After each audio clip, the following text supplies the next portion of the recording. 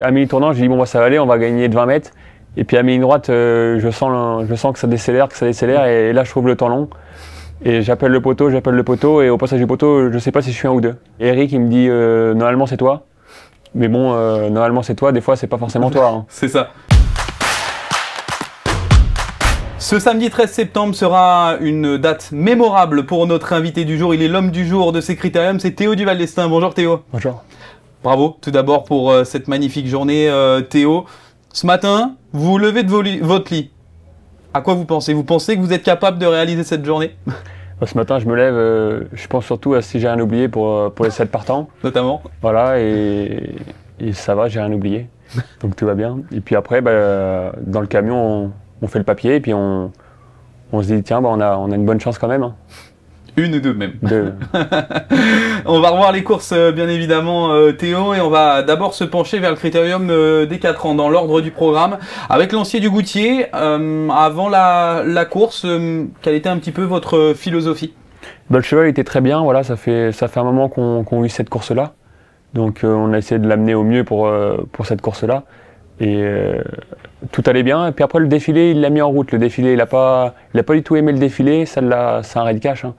Et ça l'a mis en route, et après il était gazé après le défilé. Et pendant la course aussi, il était un petit peu gazé, peut-être dû au défilé.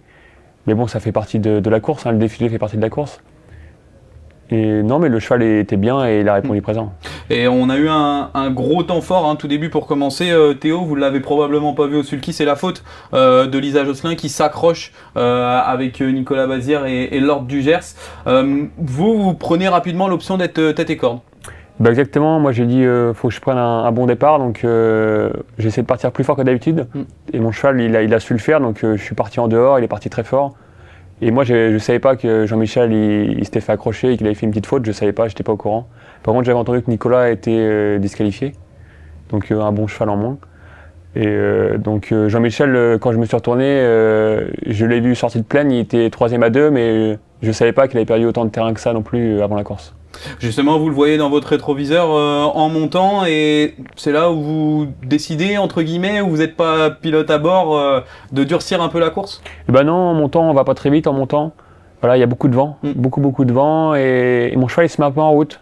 Il se bat un peu contre son mort en montant, donc je trouve un petit peu le temps long en montant, et ça va qu'on va pas trop vite. Mais puis après ça a déclenché, et puis on y a été à l'intersection. Oui, justement, dans le dernier virage, Théo, on voit que le cheval commence à prendre de l'avance sur Life to Tell, qui était un peu sur ses fins, Lisa Josselin également. Dans la ligne droite, qu'est-ce qui se passe, Théo, à ce moment-là?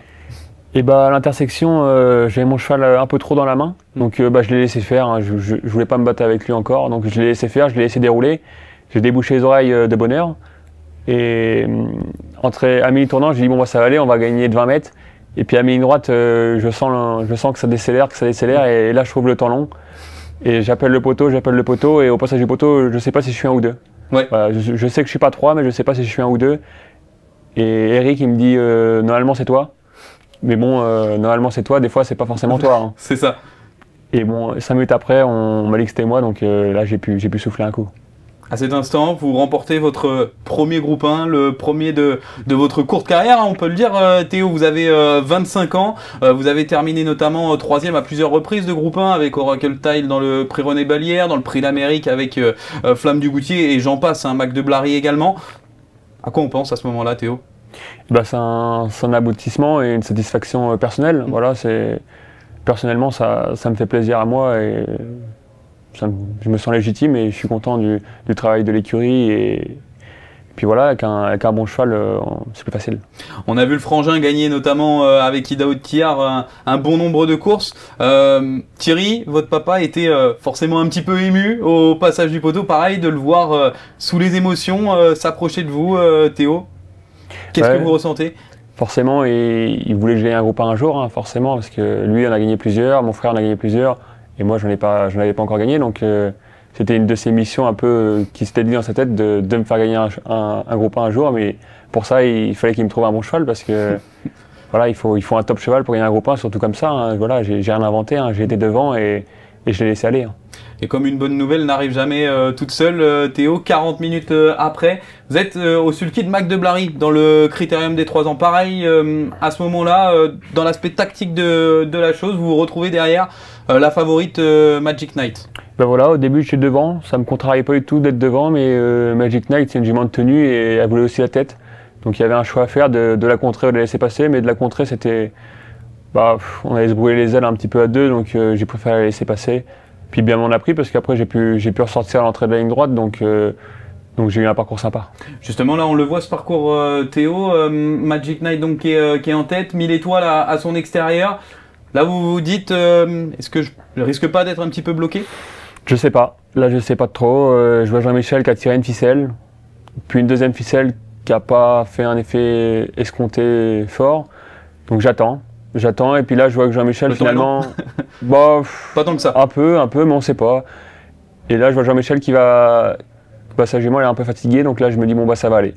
Bon, maintenant il n'y a plus qu'à prendre son temps, à décaler en finesse par la droite et fin de tournant, voilà je peux y aller gentiment.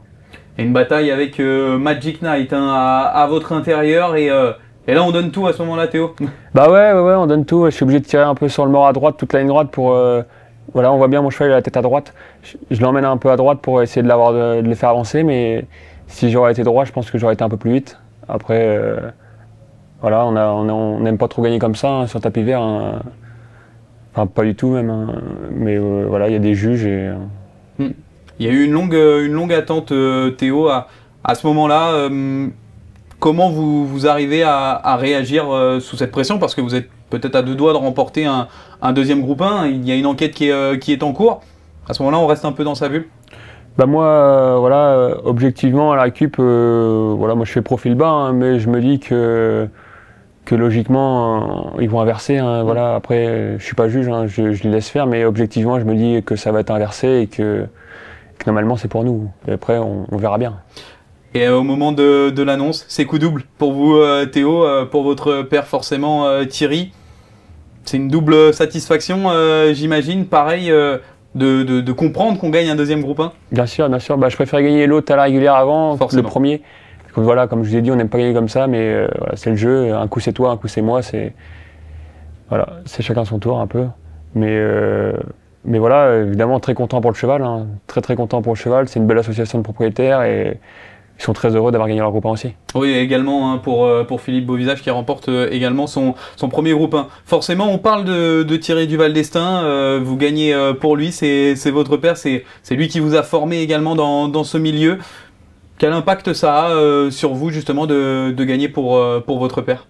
Bah, forcément, je peux gagner que pour lui, hein, surtout à ce niveau-là. Donc on travaille ensemble pour essayer d'atteindre cet objectif-là, cet objectif groupe 1. Voilà, et il m'a fait confiance dès le début et ça a payé. Et maintenant, ensemble, avec mon frère, on forme un beau trio et on se déplace et les chevaux sont bien présentés. Et voilà, il nous a fait confiance au début et puis ça a payé quelques années plus tard. Bon, forcément, on est obligé de parler de la suite. Peut-être pas pour Mac de Blary pour le moment, mais pour Lancier du Goutier, on approche du meeting d'hiver, Théo. Il va faire partie maintenant des têtes d'affiche, on peut le dire, hein, de ce meeting d'hiver. Est-ce qu'il y a une ambition secrète avec ce Lancier du Goutier? Pourquoi pas, je pense à un prix d'Amérique. Oh bah il est trop jeune pour le prix d'Amérique pour cette année. Hein.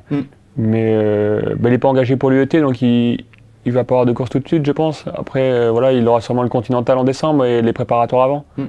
Mais voilà, là j'imagine qu'il va briquer un peu. Oui, justement, l'objectif n'est pas forcément de faire un hiver trop virulent face aux chevaux plus âgés, c'est ça? Bah non, il a que 4 ans, il va prendre 5 ans, il va suivre la filière classique, quoi, sa génération.